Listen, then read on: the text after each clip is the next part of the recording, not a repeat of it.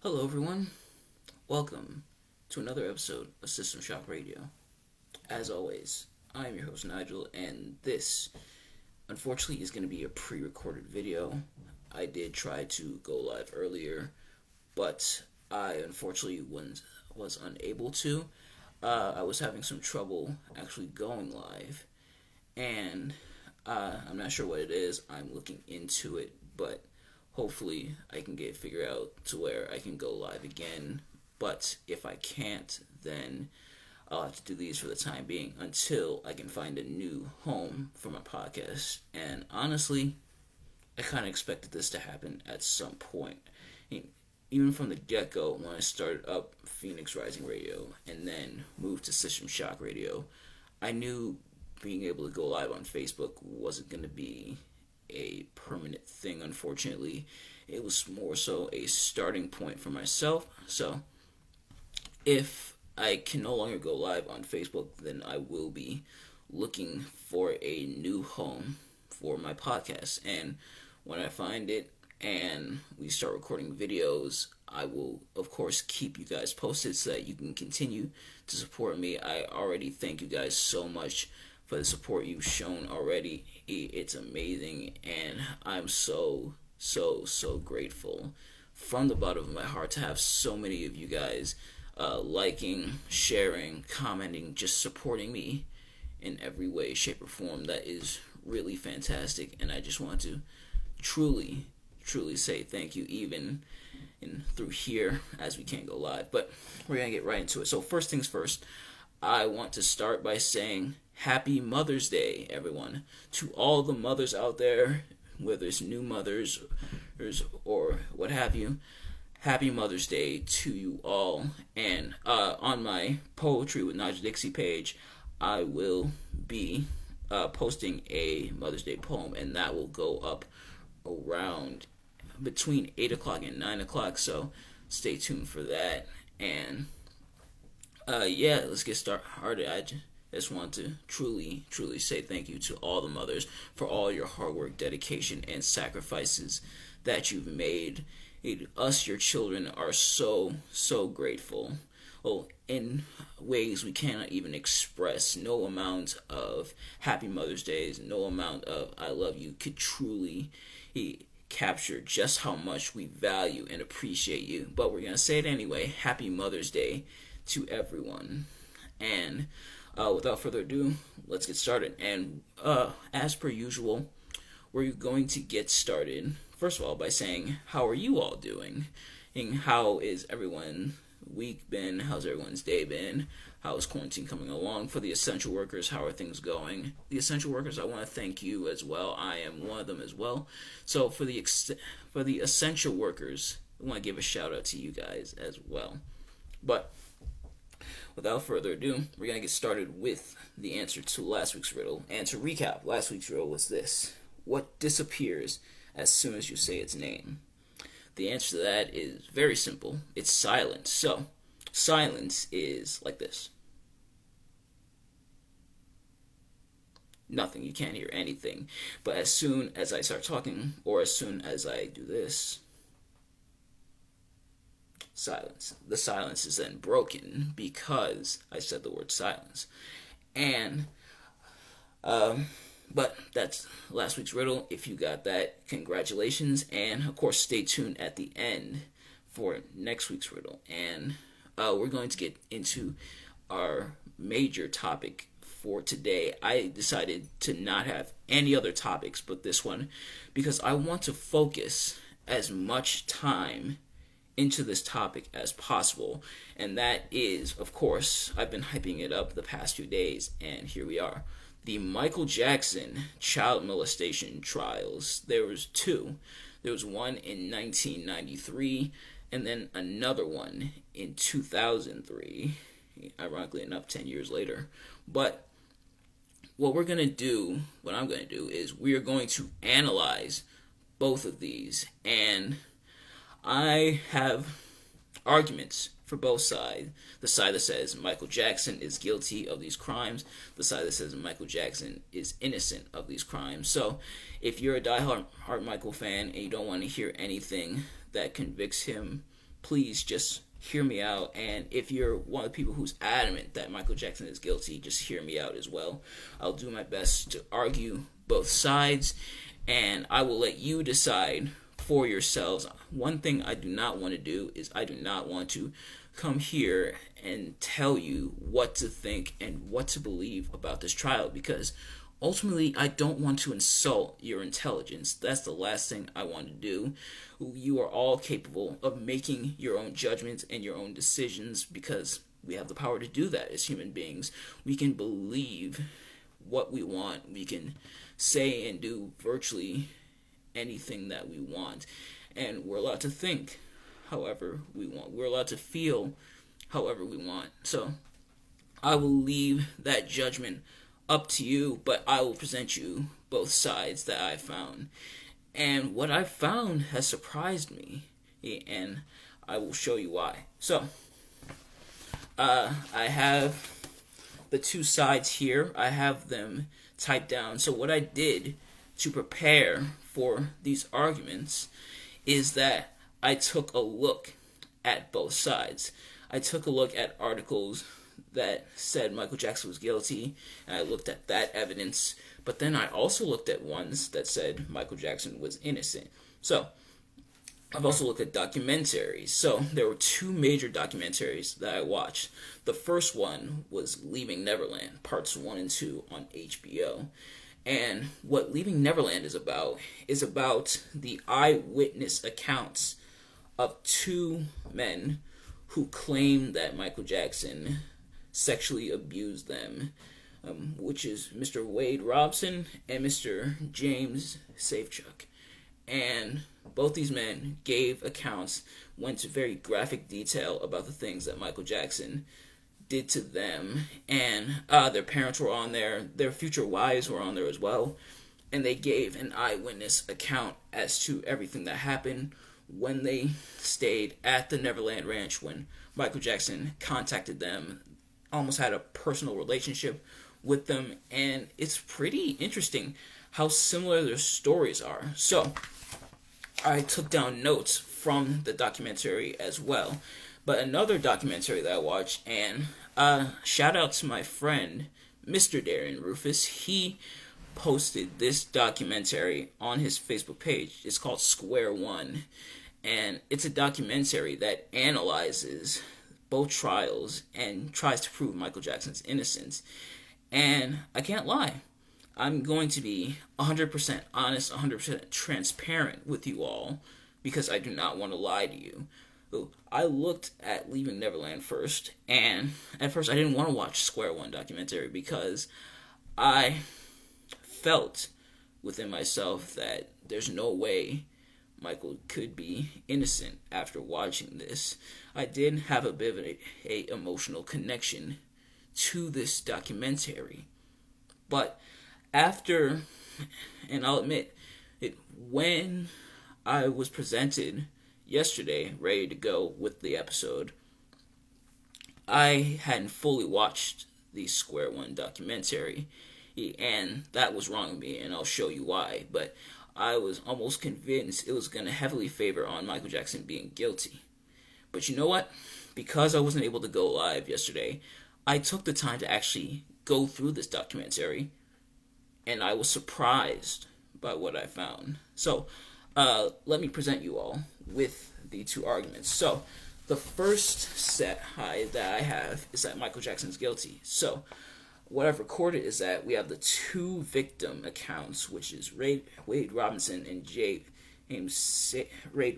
Wade Robson, sorry about that, and James Safechuck from Leaving Neverland.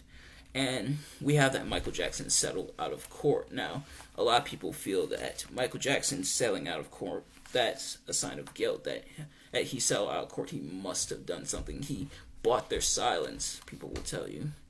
And I have that gone down. And then his own sister, LaToya Jackson, and said that her brother molested the kids and showed checks made out to the families of it wasn't Robson or Safechuck that testified against Michael Jackson in 1993. They didn't confessed that Jackson had abused them until later. They didn't allege that until later. But instead, it was from Jordan Chandler. And Jordan Chandler said that Michael Jackson abused him, and his father, Evan, was there with them.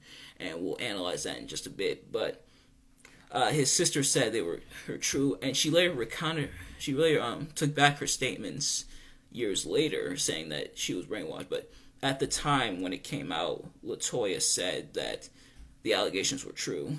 And then there was another documentary, even before Leaving Neverland. This came out in 2003, and if I'm not mistaken, helped spark the next investigation called Living with Michael Jackson. And this seemed to state that Michael Jackson was guilty, as apparently a cancer survivor, named in Gavin Arvizio, just wanted to get the name right, stayed with Michael and was abused by him.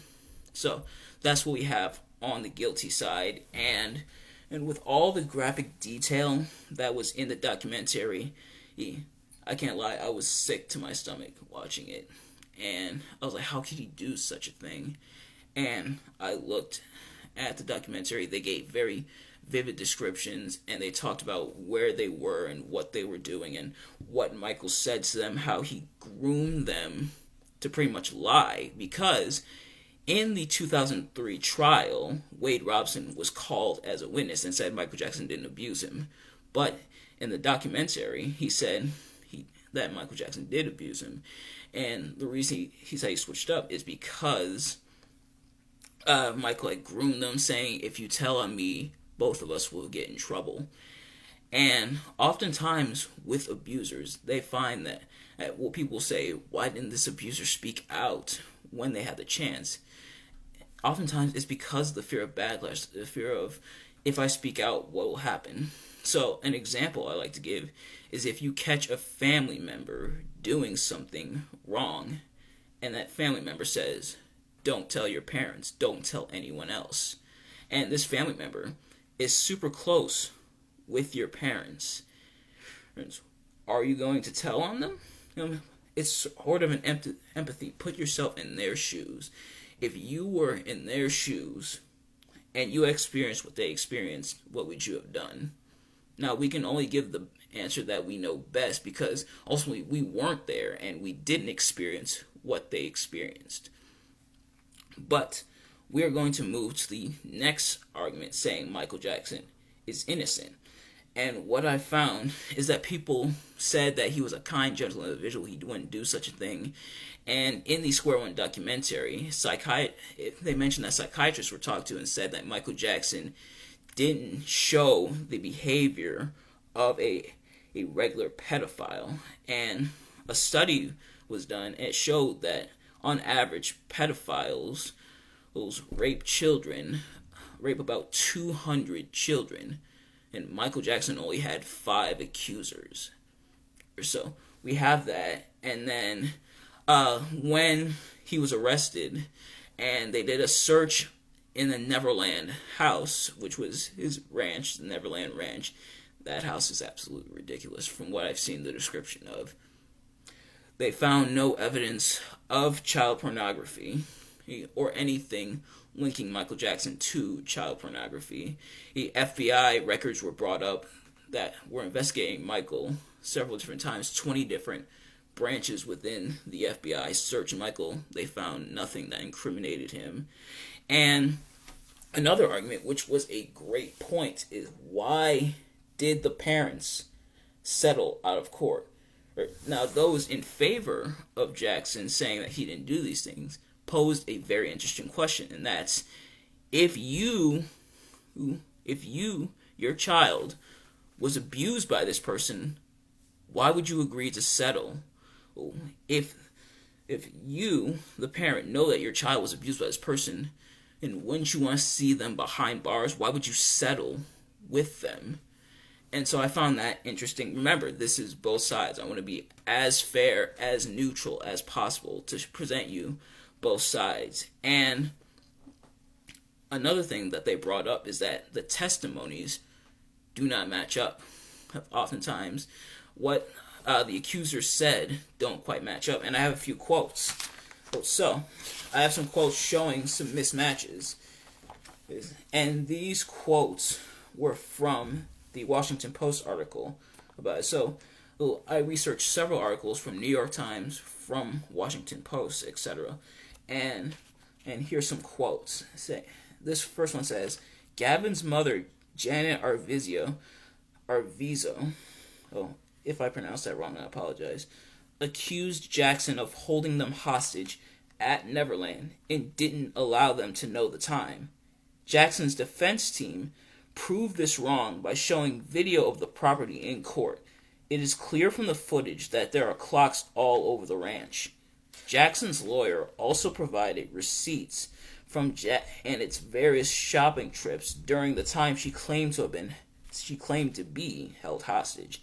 Celebrities like Chris Tucker and Jay Leno also testified that they had bad experiences with this family, talking about the Arvizo family. Tucker felt they were taking advantage of his wealth and generosity. Ultimately, Jackson was found not guilty on all charges. So that's talking about the 2003 trial, and he ended up being found not guilty in 2005.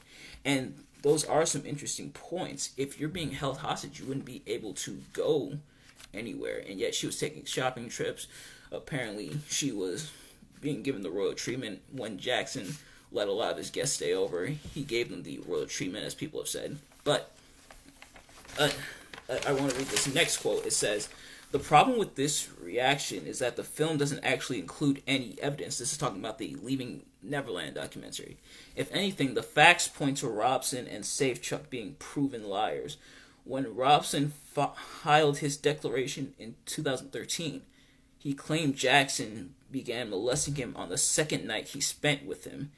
This claim was repeated in several amended complaints from 2014 to 2016.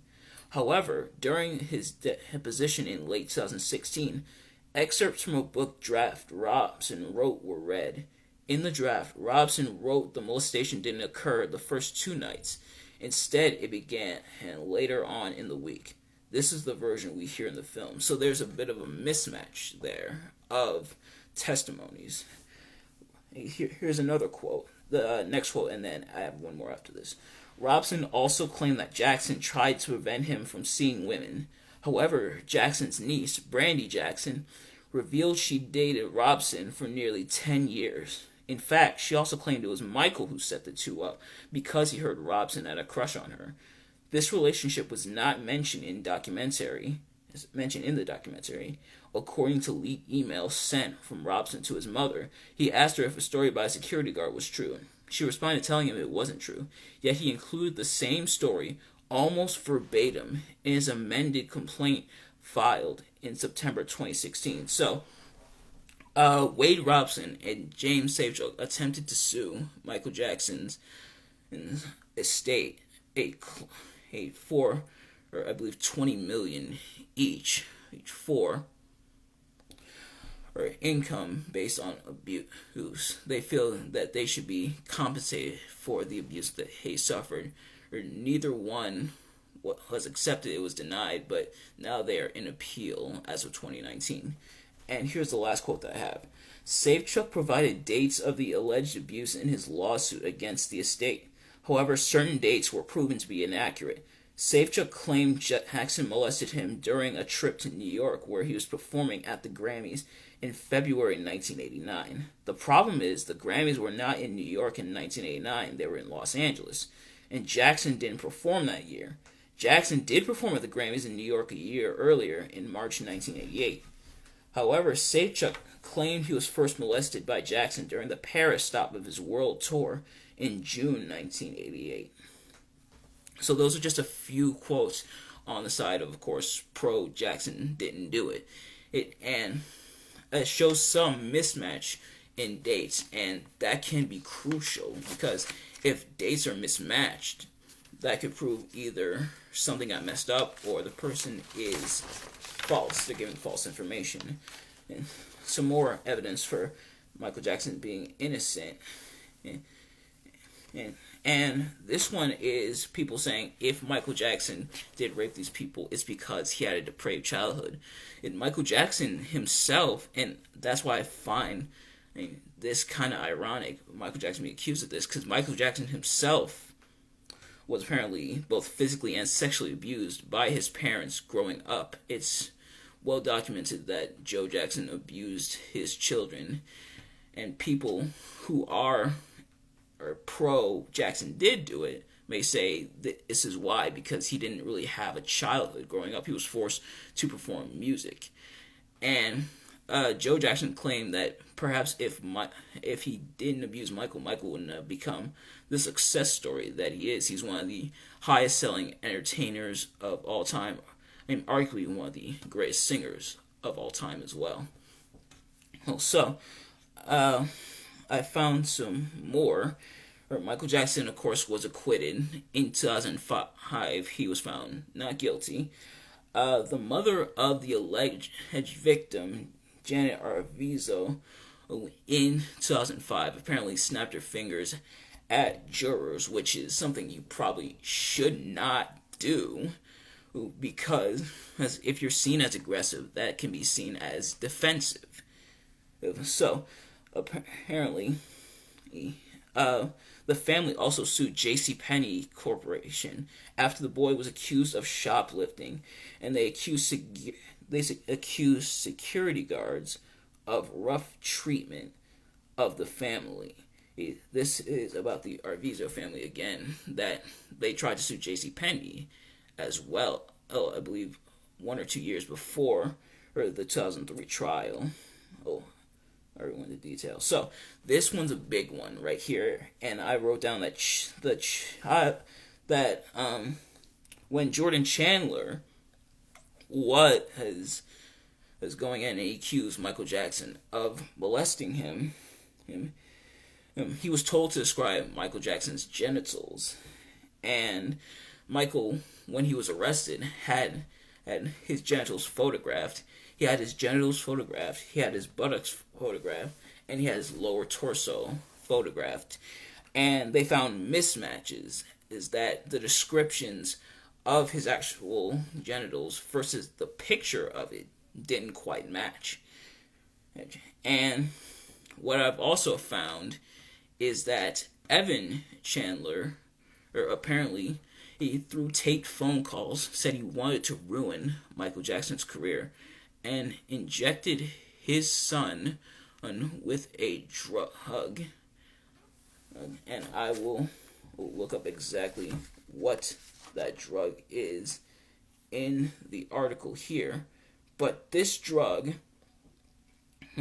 was known through studies to erase memories and allow for new ones to be implanted in one's memory. So, the argument could be made that when Evan Chandler injected his son with this drug, and the reason he injected his son with this drug, I'm looking at what the drug's name is so I can get it accurate for you guys, but the reason that he claimed to have injected his son with the drug is because he wanted to remove a tooth from his son. And the name of the drug is sodium amytal. And through medical research, that has shown to, as I previously mentioned, erase memories allow for new ones to be reprogrammed. And for years, up until the study was done, I believe just a month or a year before the 1993 trial, before that, it was thought that the drug was a type of truth serum until these things came to light. And of course, science always changes up based on new evidence. So, the argument could be made that it's possible that Evan didn't know exactly what the drug did, but based on this evidence, it does look pretty shady. And Evan was said to be very jealous of his son and his now divorced wife's attention towards Michael, and his wife remarried and Chandler wasn't really a huge fan of that. And Chandler was a dentist that became a screenwriter, and it was argued that he wanted this extortion. And what I found interesting is that he tried to push the civil trial versus the criminal trial. He tried to push the civil trial before the criminal trial. So a criminal trial is where they find the defendant guilty or not, but a civil trial is where things are settled and money can be settled. So the fact that his attorney, Chandler's attorney, his legal team, I should say, tried to push for the civil trial to come before the criminal trial, well, some would say it does look a bit suspicious. And as I mentioned before, if your son truly was the victim of this is the argument that people are making. Remember, I'm trying to be fair here. If you truly were the parent of a abused child victim, why would you agree to settle? And after the Michael Jackson trial, well, it was amended into the state of California for the criminal trial to always come before the civil trial. Well, but let's say that these allegations are true. Let's say that maybe tomorrow or even today or so, well, his family, he says Michael Jackson did do these things, all these are true. Then what? Do we still listen to his music? And that was the moral and mental struggle that I found myself with over these things is, okay, if Michael Jackson truly is guilty of these things, if he truly was settling out of court or to buy silence, apparently, according to Michael Jackson, the reason he said he settled out of trial is because his defense team advised him to, because it would be cheaper, or rather than trying to fight this. But let's say it's all true. All of it is true. Do we still listen to his music? Like, a lot of people may say, hey, no, I don't want to listen to him anymore, or he's a bad person, we should not be listening to his music anymore. But others may say, I'm going to separate the artist from his work. His music is still good, because Michael Jackson's music literally defined generations. And the thing is, he's made such an impact on the world. Well, you can probably name more Michael Jackson songs, and if I offend fans, I'm sorry, but you could probably name more Michael Jackson songs than you could Beyonce songs or Drake songs or whoever songs. And he literally defined generations, was seen as this pop star. I remember as a kid, and back when I was going to daycare, shout out to Nanny's Nook, one time they showed us a video. This was shortly after Michael Jackson died in 2009. What's crazy is he died on the last day of school. Last day of third grade, for me. And they showed us a video of Michael Jackson performing in concert. And this dude was just standing on the stage, didn't say a word yet, and already people were fainting. EMTs, ambulances were coming in. It was insane. This man was such a pop icon. Do we still listen to his music? My honest answer to that is, I don't know. I don't know if I still can listen to his music. I imagine most likely would be wrong. But do we separate the artist from the art? And that's what a lot of people find themselves wrestling with. Same with R. Kelly. Do we separate the artist from his art? Especially because R. Kelly, he seemingly has more evidence against him. And who knows, I may talk about that on a future episode. But R. Kelly has a lot of evidence against him. Bill Cosby, some of them Bill Cosby admitted to. Do we still go support him? If Bill Cosby, let's say Bill Cosby was released from prison and did a comedy show, would you go? And that's the thing that we wrestle with is, do we separate the artist from the art? But as I mentioned before, I will let you all make that decision. You all are very capable of making that decision. And the last thing I want to do who, as the host of the show, is tell you how you can and cannot feel. Well, that is not what I want to do, because that's not fair. And the reason that's not fair is because what if that was happening to me? What if you guys were telling me how to feel, how I should be feeling? I'd probably reject it. Like, I'm a human being. I can make decisions. But I will leave that up to you all, your interpretation. I've shown you both sides. Make the decision from here for yourselves. Well, it's not because someone told you to, not because I told you to, but because you make the decision for yourself. But that is about all I have for you today. Hey, sorry I couldn't do this live, but again, happy Mother's Day to you all. And we will, as per usual, conclude with next week's riddle. So, here it is. What loses its head during the day and gets it back at night? Let's read it one more time.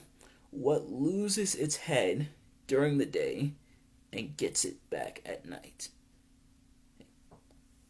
Ladies and gentlemen, boys and girls, children of all ages, that is your riddle for today. Hey, so I will see you all next week. Hopefully we can do it live. Hopefully I can get the issue fixed. If not, I'll do another pre-recorded video and look for a new podcast on from there. But I will see you all later. Peace.